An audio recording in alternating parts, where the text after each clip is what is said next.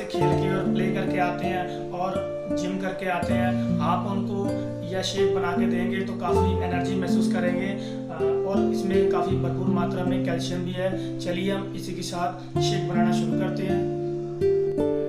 हम मिक्सी में 4 केले डाल देंगे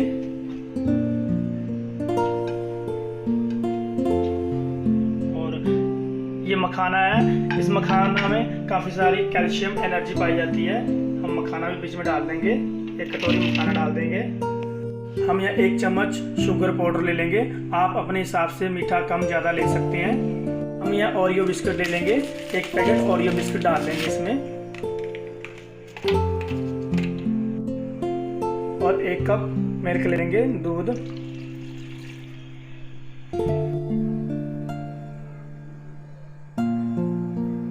इसमें थोड़ा सा आइस ले लेंगे, आइस क्यूब।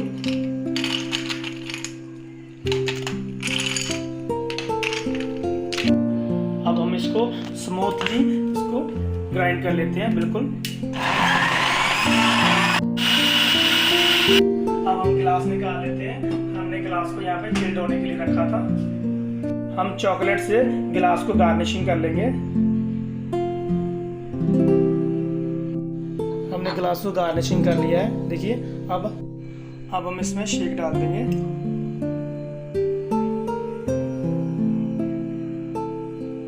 चलिए अब चॉकलेट से हम गार्निशिंग कर लेते हैं।